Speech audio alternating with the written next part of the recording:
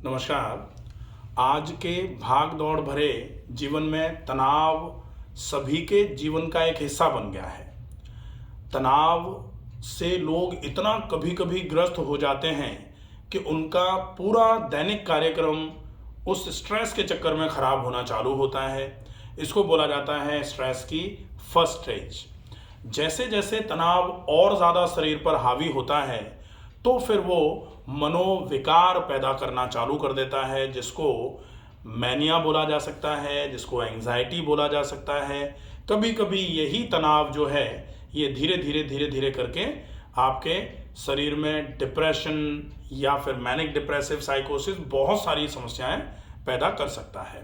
तनाव में क्या होगा कि छोटी छोटी बात पर आपको चिढ़ होना चालू हो जाएगी, चिड़चिड़ापन आ जाएगा। आपको अगर कोई कुछ समझाने की दृष्टि से भी बोलता है तो आपको लगता है कि आप अपना ज्ञान अपने पास रखो। ऐसी जो स्थिति है, इस स्थिति से आप किस तरीके से प्राकृतिक रूप से बाहर आ सकते हैं, इसके लिए आज हम उपस्थित हैं योगा फॉर स्ट्रेस मैनेजमेंट का विषय लेकर के। स्ट्रेस को किस तरीके से आप मैनेज कर सकते हैं। एक बहुत अच्छी कहावत बहुत पुराने समय से कही जा रही है। उसमें कहा जाता है कि आप जितना तनाव में रहेंगे, अप्रसन्नस्य चिंतस्य सर्वे रोगा भवन्ति, कि अगर आप अप्रसन्नता और चिंता से युक्त रहेंगे तो आप रोगों से कभी भी मुक्त नहीं हो पाएंगे। तो रोग से मुक्ति अगर आपको चाहिए तो फिर आपको कैसे भी करके तनाव से मुक्ति पानी पड़ेगी, और तनाव अगर आपके शरीर में रहा तो निश्चित ही ये रोग कारक माना जाता है। शुरू से ही रोग कारक माना गया है। कुछ ऐसे सिंपल से 5 आसन जिनके अभ्यास से आप तनाव से मुक्त हो सकते हैं, धीरे धीरे करके अपने बढ़ते हुए स्ट्रेस लेवल को मैनेज कर सकते हैं। आज हमारे साथ योग का अभ्यास करने के लिए उपस्थित हैं डॉक्टर नीलम। ये आपको योग में कौन से आसन किस तरीके से किए जाएंगे, वो 5 कौन से आसन हैं जो स्ट्रेस मैनेजमेंट में सबसे ज़्यादा आपको मददगार साबित होते हैं, उन आसनों का अभ्यास कैसे करना चाहिए, कितनी देर आप आसन को कर सकते हैं, इस पूरी व्यवस्था को किस तरीके से आप करेंगे दैनिक जीवन में, इस पूरे विषय को हम आपको इस वीडियो में बताएंगे।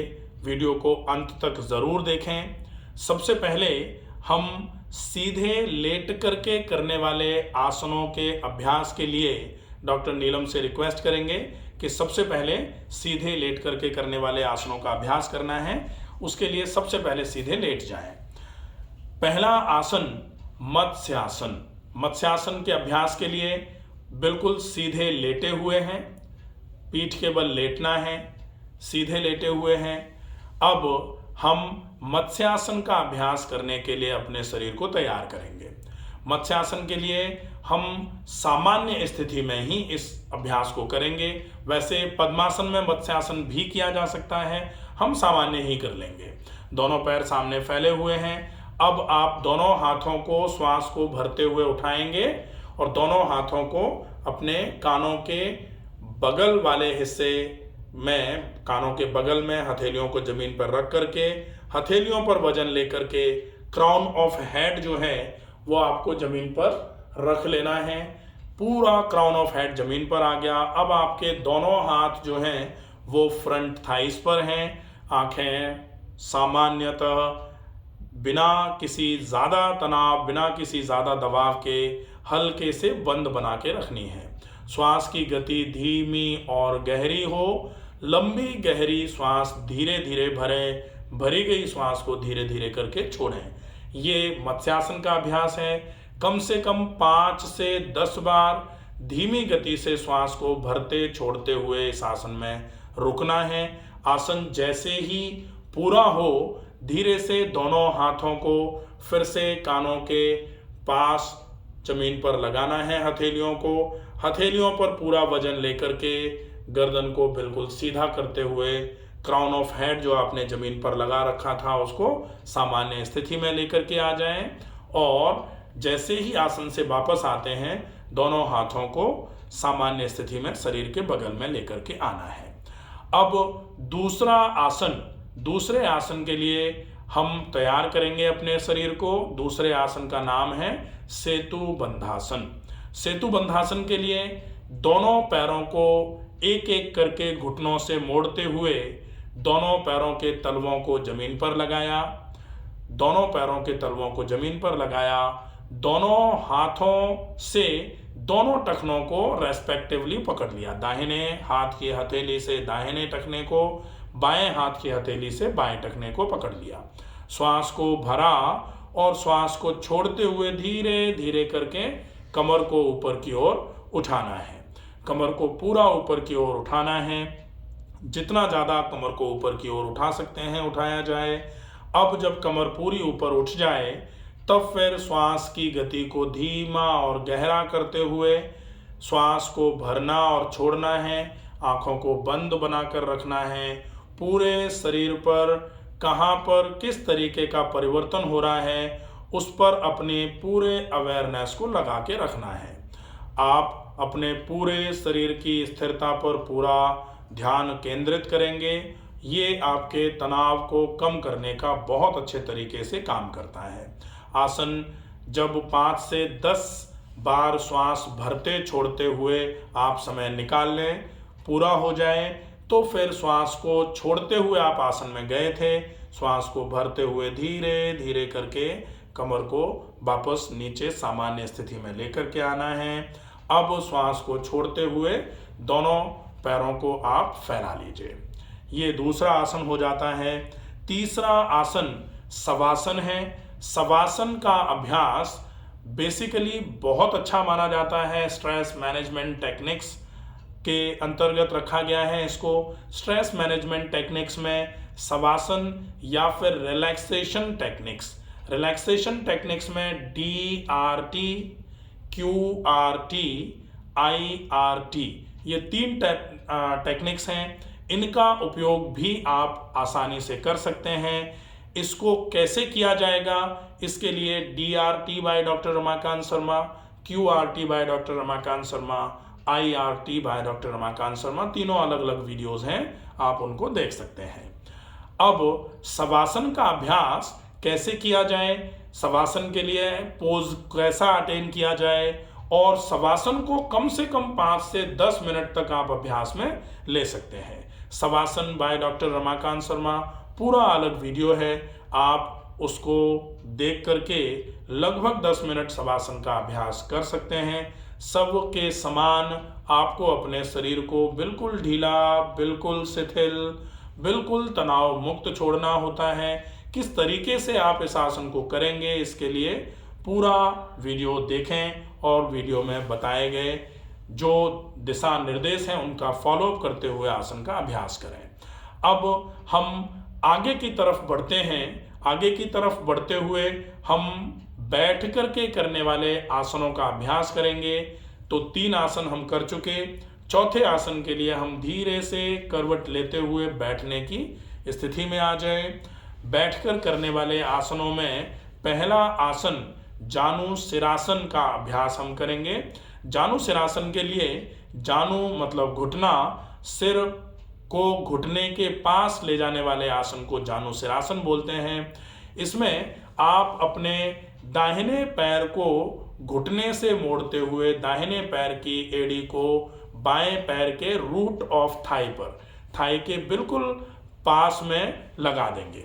अब जो दूसरा वाला पैर जो आपने फैला रखा है उस पैर को आप थोड़ा सा साइड की तरफ ले जाएंगे और दोनों हाथों की हथेलियों को जो पैर फैला हुआ है उसके घुटने पर रख देंगे।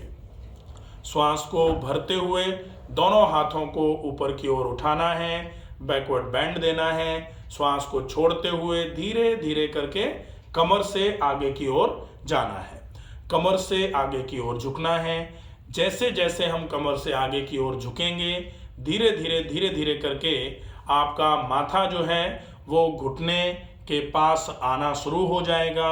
जैसे ही माथा घुटने पर टच होगा आसन हो जाएगा जानु सिरासन।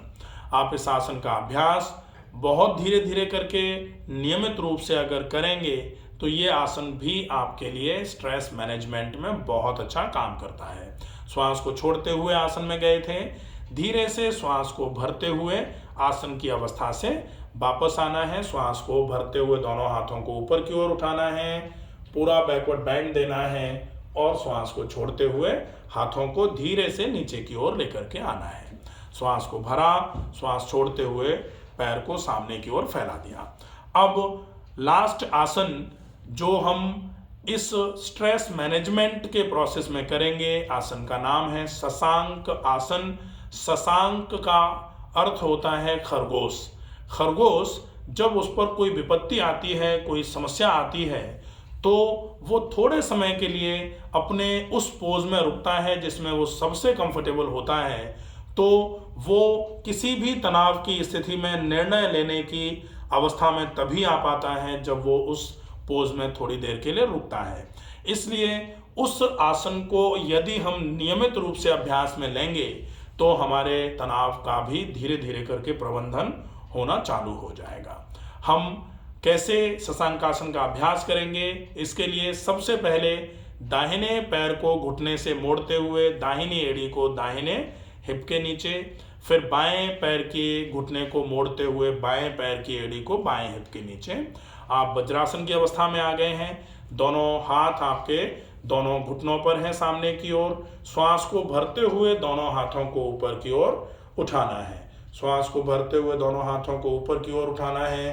अब श्वास को छोड़ते हुए धीरे धीरे करके दोनों हाथों को सिर से आगे की तरफ जमीन पर लगाने की कोशिश करनी है और कमर से आगे झुकते हुए पूरा माथे की जगह अगर संभव हो जाए तो आप चिन्ह वाला हिस्सा जो है, वो जो चिन्ह होती है वो जमीन पर यदि लगा सकें तो और अच्छा रहेगा। और अब आप इस अवस्था में जितनी देर रुक सकते हैं आसानी से उतनी देर रुकें। ये पाचन के लिए भी बहुत अच्छा माना जाता है। ये आपके शुगर और लिवर की कंडीशंस में भी बहुत अच्छा आसन माना जाता है।